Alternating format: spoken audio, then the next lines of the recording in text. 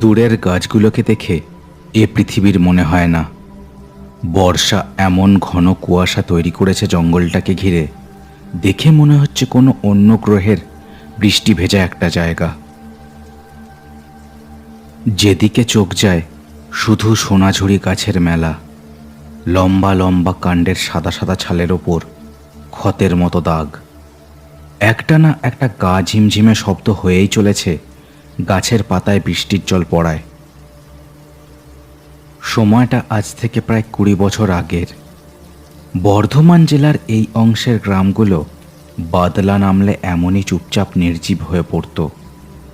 কদাচিৎ কেউ হাতে লণ্ঠন নিয়ে অতি কষ্টে পেরোলেও নিজেদের বাড়ি থেকে খুব বেশি দূর যেত না।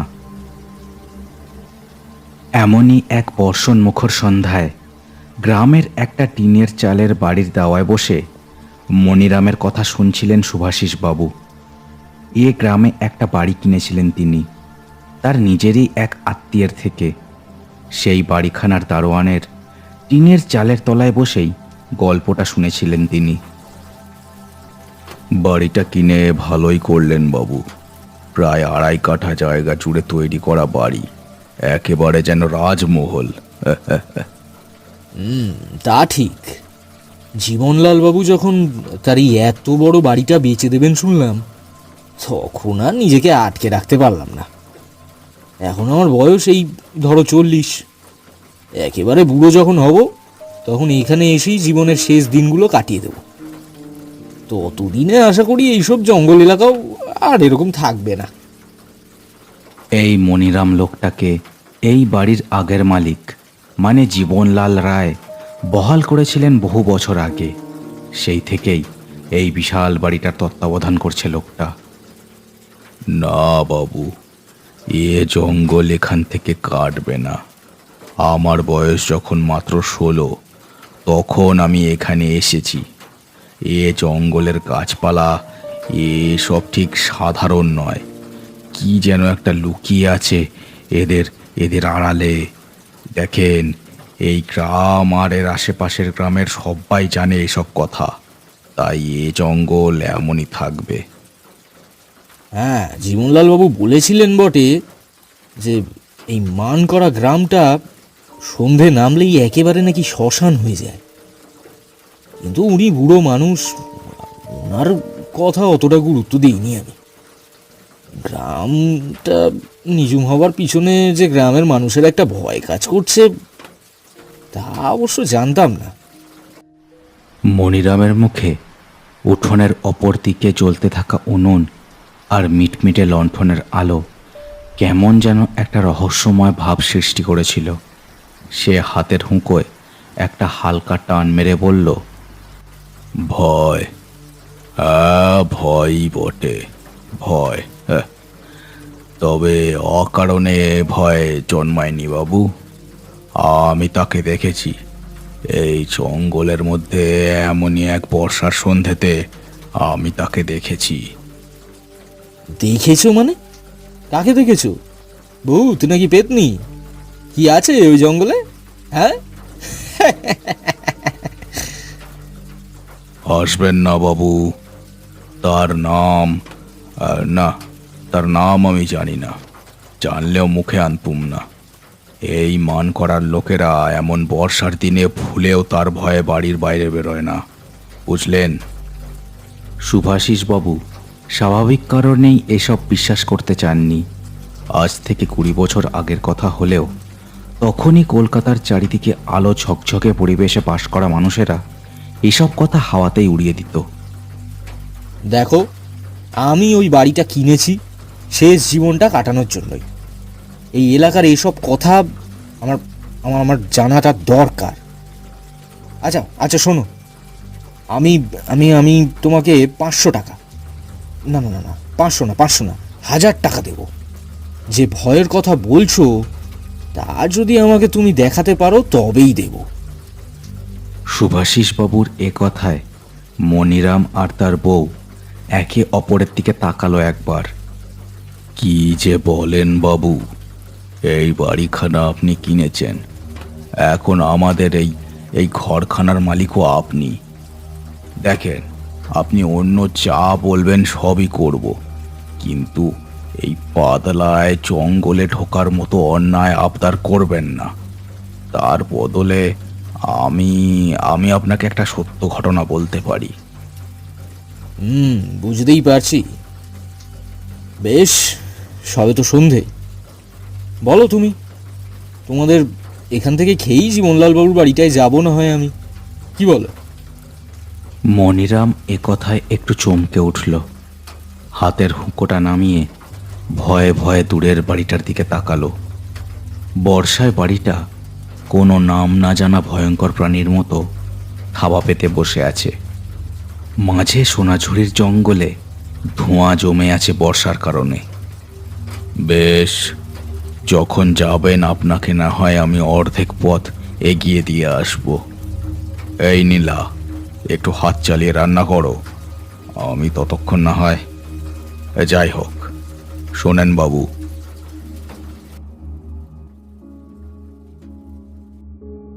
আমার বাপের ভিটে ছিল সেই পুরুলিয়া। গ্রামেরই ছেলে আমি।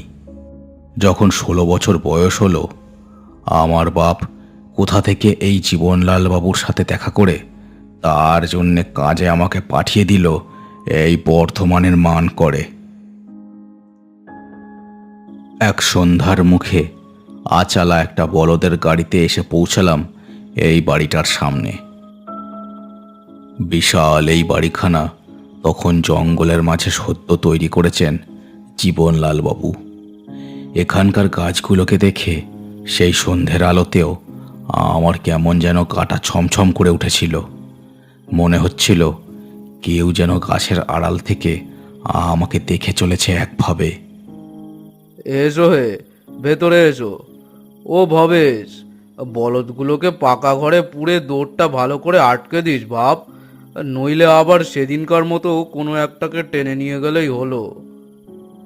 কথাগুলো শুনে ঠাহর করে দেখলাম সেই বাড়ির দেওয়ায় একজন বয়স্ক লোক দাঁড়িয়ে আমারই পেছনে দাঁড়ানো বলদের গাড়ির লোকটাকে কথাগুলো বলল।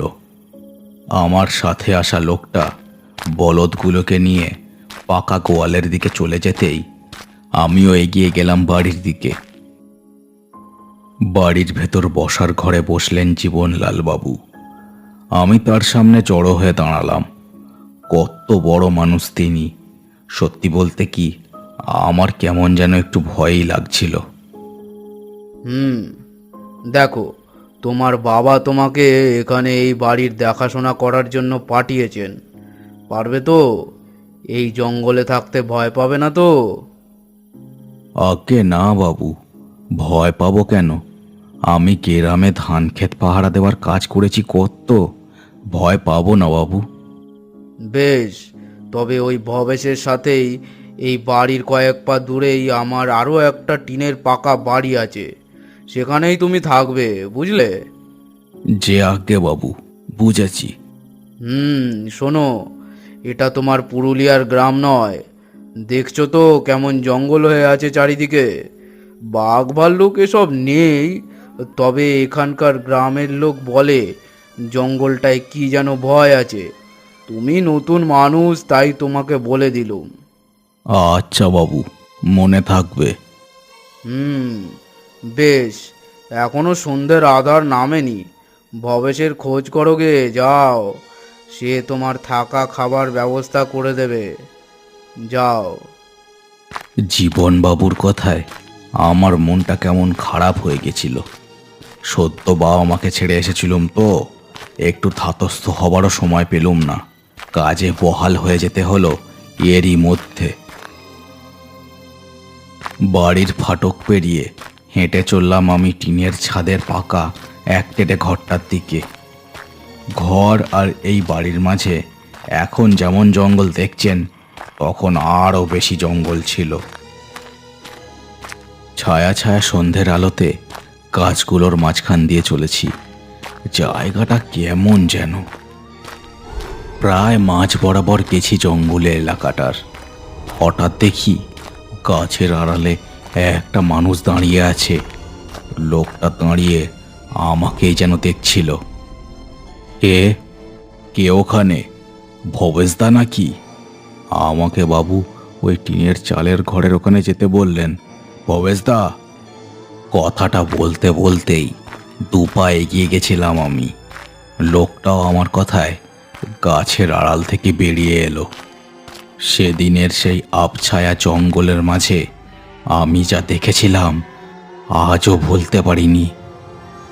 লম্বা একটা লোক, তার সারা মাথায় চুলের জটা, মুখ অবধি নেমে এসেছে তার চুল, আর তারই মাঝে লাল পিটপিটে চোখ। লোকটার মুখে করাতের মতো দাঁতের শাড়ি। আমার মুখের দিকে তাকিয়েছিল সে। কয়েক মুহূর্ত এভাবেই কেটে গিয়েছিল। হঠাৎ লোকটা একেবারে বাতাসের মতো এসে আছড়ে পড়েছিল আমার উপর। তারপর যে কি হলো আমার আর কিছুই মনে নেই।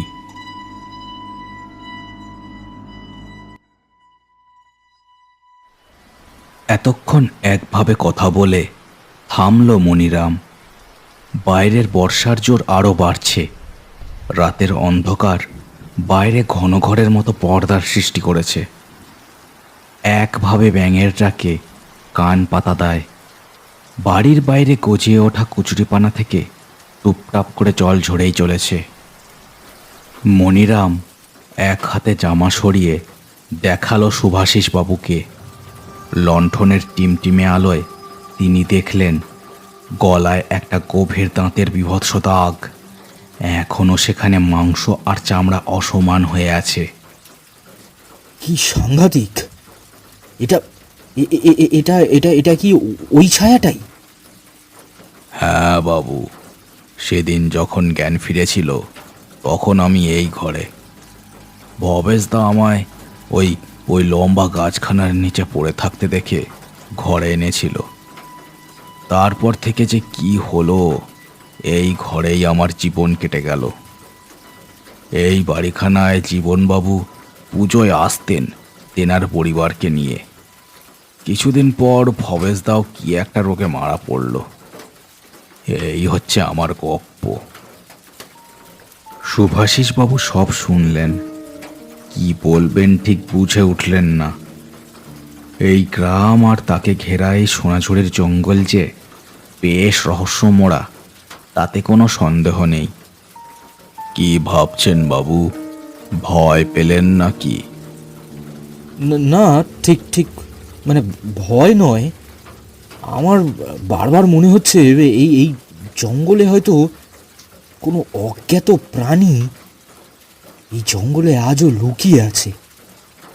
কারণ কারণ তোমার ঘাড়ের দাঁতের দাগটা খানিকটা খানিকটা মানুষ কামড়ালে যেরকম দাগ হয় সেরকম। মনিরাম এ কথায় কেমন যেন খোলা খোলা চোখে শুভাশিসবাবুর মুখের দিকে তাকিয়ে রইল। তারপর চড়ানো গলায় বলল, বিশ্বাস হচ্ছে না তো বাবু? ভবেশদাও বিশ্বাস করেনি।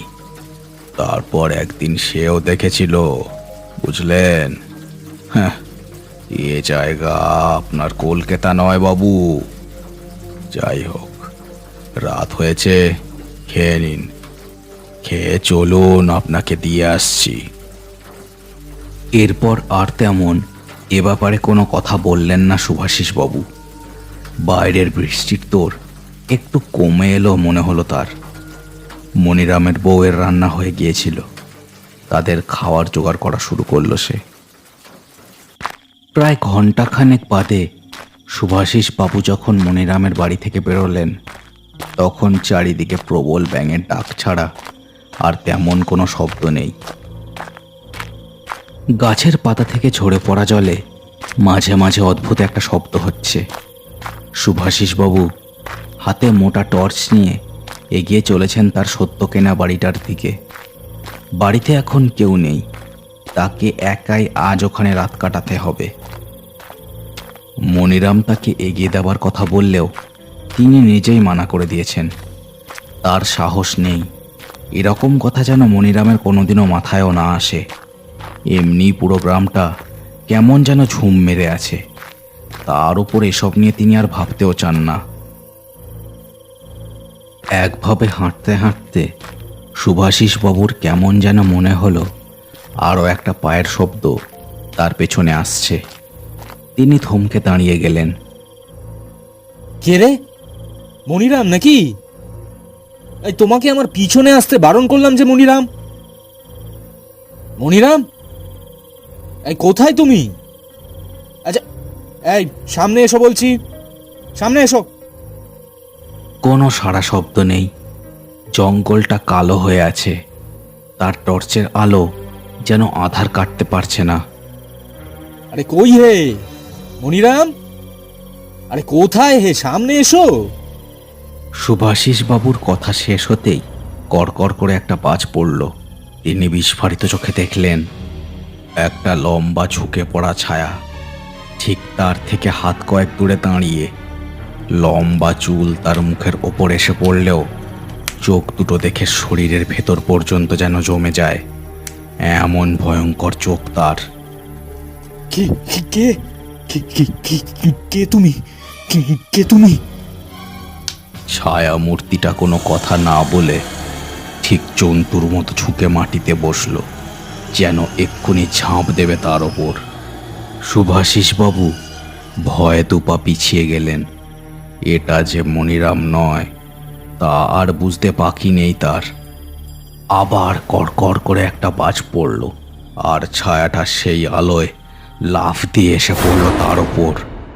একটা আকাশ বাতাস কাঁপানো চিৎকারে ভরে উঠল জঙ্গলের সেই জায়গাটা। ঘরের দরজাটা বন্ধ করতে গিয়ে প্রবল চিৎকারটা শুনে হাত থমকে গেল মনিরামের। ভয়ে মুখটা শুকিয়ে গেল তার। মনিরামের বউ ঘুমিয়ে পড়েছিল। সেদিকে একবার তাকিয়ে দেখল সে। সারাদিন হাড় ভাঙা খাটুনির পর অকাতরে ঘুমোচ্ছে বউটা। মনিরাম তাকে না জাগিয়ে হাতে লণ্ঠন আর লাঠি গাছটা নিয়ে বেরিয়ে পড়ল। ঘরের দরজাটা শক্ত হাতে বন্ধ করে এগিয়ে চলল সে জঙ্গলের দিকে।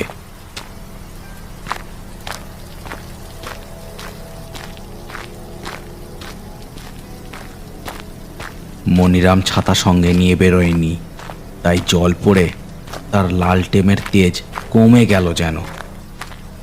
চারিদিকে চোখ রাখতে রাখতে মনিরাম এগিয়ে যাচ্ছিল বিশাল বাড়িটার দিকে। বাড়িতে কোনো আলো জ্বলছে না, মানে শুভাশিস বাবু হয়তো বাড়ি অবধি যেতেও পারেননি। কয়েক হাত এগিয়েই ব্যাপারটা চোখে পড়ল তার। শুভাশিস বাবুর হাতের টর্চটা মাটিতে বর্ষার জলের মধ্যে পড়ে আছে। মনিরাম টর্চটা হাতে তুলে নিল। বড় টর্চের আলোয় জঙ্গলের বেশ অনেকটা অবধি দেখা যায়। টর্চের আলোতেই দেখতে পেল সে কোনো কিছুকে টেনে নিয়ে যাওয়ার একটা স্পষ্ট তাক কাদার ওপর হয়ে আছে। বছর 15 আগে ঘটে যাওয়া ঘটনার কথা আবার একবার মনে পড়ল তার। বাবু, শুভাশিস বাবু, আপনি কোথায়? জঙ্গলের মধ্যে ব্যাঙের ডাক ছাড়া আর তেমন কোনো শব্দ নেই। মনিরাম হাতের টর্চটা ঘুরিয়ে ঘুরিয়ে এদিক ওদিক দেখল। হে ভগবান, নতুন মানুষ ও নিয়ে তল্লাটের। ভয়ের কোপে পড়লেন নাকি প্রথম দিন এসেই? কি যে করি। শুভাশিস বাবু, ও বাবু! এত জোরে ডাকেও কোনো সাড়া না পেয়ে মনিরাম বুঝল তাকেই ঢুকতে হবে জঙ্গলে। একবার আকাশের দিকে তাকিয়ে নিয়ে মনিরাম ঢুকে পড়ল জঙ্গলের ফাঁকগোলে ভেতরে। লম্বা গাছগুলোর মাঝখান দিয়ে হাঁটতে হাঁটতে মনিরামের বারবার মনে হচ্ছিল কেউ যেন গাছের আড়াল থেকে তাকে দেখছে। হঠাৎ বর্ষার জলের মধ্যে টর্চের আলোয় এক পাটি জুতো পরে থাকতে দেখল সে। জুতোটা শুভাশিস বাবুর, কিন্তু আরও একটা জিনিস পড়ে আছে জুতোর পাশে, কয়েক দলা চাপ চাপ রক্ত। মনিরাম ভয়ে ভয়ে সামনের দিকে টর্চের আলো ফেলল। একটা আজব দৃশ্য দেখল সে। শুকনো গাছের ডাল জমা করে একসাথে বেঁধে গোলাকার একটা পাখির বাসার আকার যেন কেউ তৈরি করেছে। তার ভেতরটা অন্ধকারে ভরা। রক্তের ফোঁটাগুলো ঢুকে গেছে সেই অন্ধকারের ভেতরে। মনিরামের বুকটা যেন কেঁপে উঠল এই দৃশ্য দেখে। বাবু, বাবু কোথায় আপনি? বাবু! মনিরামের ডাকটা যেন গুহার ভেতর ধাক্কা খেয়ে তার কাছেই ফিরে এলো। এই জঙ্গলে দিনের বেলা কখনো সে ঢুকলেও এই দিকে গ্রামের কেউই আসে না। মনিরাম বুঝল শুভাশিস বাবুর খুব বিপদ। সেও গ্রামেরই ছেলে। খুব বেশি কিছু না ভেবে হাতের আলোটা নিয়ে ঢুকে পড়ল সেই গুহাটার মধ্যে। শুকনো গাছের ডালপালার ওপর খচমচ শব্দ করতে করতে মনিরাম এগিয়ে চলেছিল, যদি শুভাশিস বাবুর দেখা পাওয়া যায় সেই আশাতেই। বেশ অনেকটাই ভেতরে ঢুকে পড়েছিল মনিরাম। হঠাৎ কিছু একটা হোঁচট খেয়ে সে মাটিতে ঝপ করে পড়ে গেল। হাতের আলোটা সামনে তুলে চমকে উঠল সে। শুভাশিস বাবুকে দু হাতে গাছের সরু ডাল পেঁচিয়ে কে যেন আটকে রেখেছে দেওয়ালের সাথে। আর তার গলাতেও দাঁতের দাগ, ঠিক যেমন দাগ তার নিজের গলাতেও আছে। মনিরাম আর কিছুই ভাবতে পারল না। পটাপট ছিঁড়ে ফেলল সে গাছের সরু ডালগুলোকে। শুভাশিস বাবুর দেহটা নেতিয়ে এসে পড়ল মাটিতে। তাকে কোনো মতে কাঁধে ভর দিয়ে দাঁড় করিয়ে মনিরাম হেঁচড়ে নিয়ে চলল বাসাটার বাইরের দিকে। কয়েক হাতি মাত্র এগোতে পেরেছিল মনিরাম। হঠাৎ শুকনো গাছের ডালের ওপর খড়খড় শব্দ শুনে থমকে যেতে হলো তাকে। বিস্ফারিত চোখে সে দেখল বাসাটার দেওয়ালের গা বেয়ে কালো কালো ছায়া এগিয়ে আসছে তাদের দিকে। সবারই চোখে লালচে পুতি পুতি আলোর আভা। সবকটার মুখেই ধারালো দাঁতের শাড়ি। মনিরামের কাঁধ থেকে অজ্ঞান শুভাশিস বাবু আবার মাটিতে পড়ে গেলেন। মনিরামের নিজের শরীরটাও কেমন যেন ঝিমঝিম করে উঠেছিল এই দৃশ্য দেখে। হঠাৎ সে দেখল একটা লম্বা কালো ছায়া যেন মেঝে ফুঁড়ে উঠে দাঁড়ালো তার সামনে। লম্বা চুল তার মুখের ওপর ঝুলে আছে। তারই মাঝে টকটকে লাল চোখ দুটো খুব চেনা মনিরামের। 16 বছর বয়সে এই চোখ দুটো দেখেই তার শরীরের ভেতর ঝিম ধরে গিয়েছিল।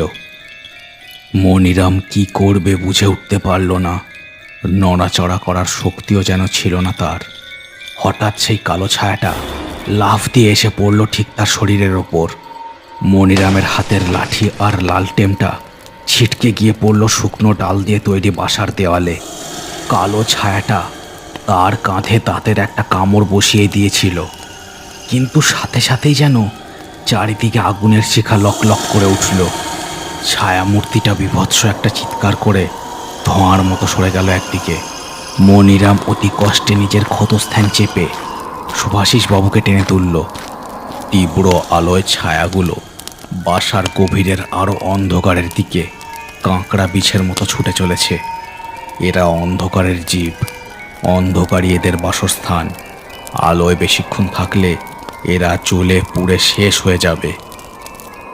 মনিরাম শুভাশিস বাবুর দেহটাকে নিয়ে টেনে হেঁচড়ে কোনো মতে বেরিয়ে এসে দাঁড়ালো সেই গোলাকার গুহামুখ থেকে। ভেতরে তখন আগুনের দাবদাহ দেখা যাচ্ছে। প্রবল জান্তব চিৎকারে আকাশ বাতাস ভেসে যাচ্ছে। এমন সময় অনেক লোকের কথা আর পায়ের শব্দ শোনা গেল। মনিরাম আর নিজেকে ধরে রাখতে পারল না। দুজনের দেহ মাটিতে আছড়ে পড়ল।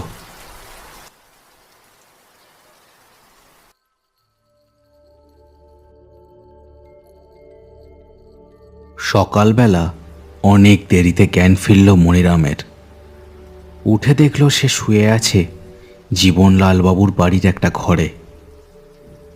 মানকর গ্রামের বুড়ো কবিরাজ মল্লিক মশাই, তার বউ, আরও তো একজন ছিল। গলায় ব্যান্ডাজ বাঁধা অবস্থায় শুভাশিস বাবুও বসেছিলেন একটা চেয়ারে। তোমরা কোথা থেকে খবর পেলে? বৃদ্ধ কবিরাজ মশাই ভয়ে ভয়ে জানলা দিয়ে বাইরের দিকে তাকালেন। সেখানে তখনও বৃষ্টি হয়েই চলেছে। তিনি বললেন, কাল অনেক রাতে তোমার বউ তোমায় খুঁজে না পেয়ে গ্রামের সবাইকে খবর দিল।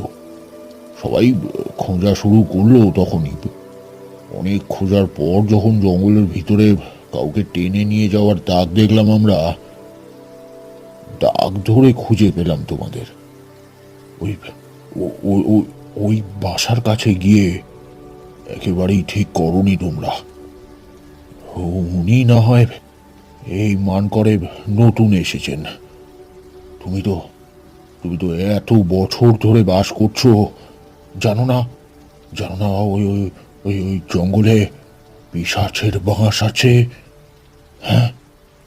সবই তো জানি গো কবরেজ মশাই, কিন্তু এই বাবুটার চিৎকার শুনে তেনাকে খুঁজতে গিয়েই আর কি বলবো।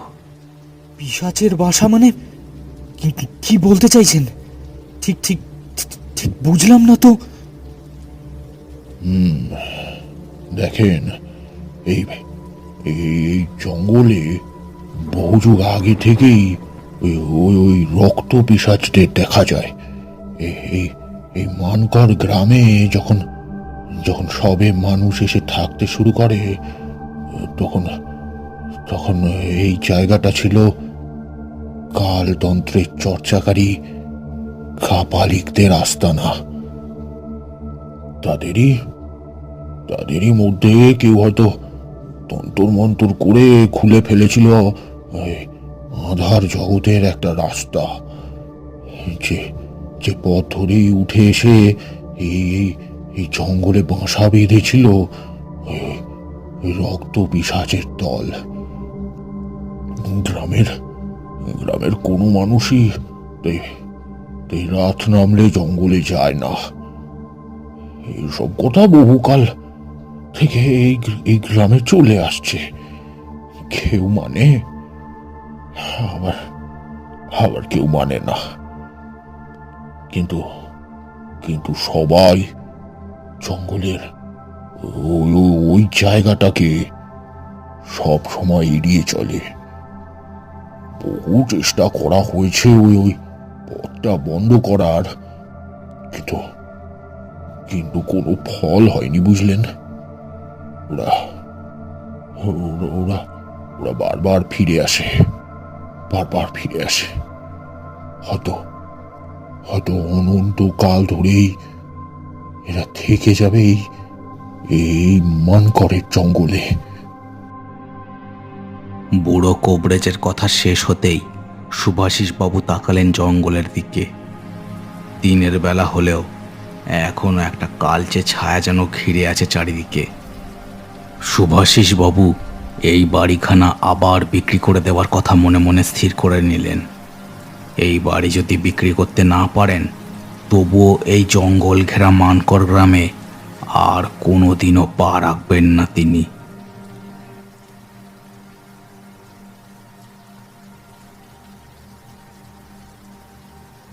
শেষ হলো কার্টুনস অ্যানিমেশনসের আজকের গল্প। আজকের গল্পটা কেমন লাগলো সেটা আমাকে কমেন্ট করে জানাতে ভুলো না।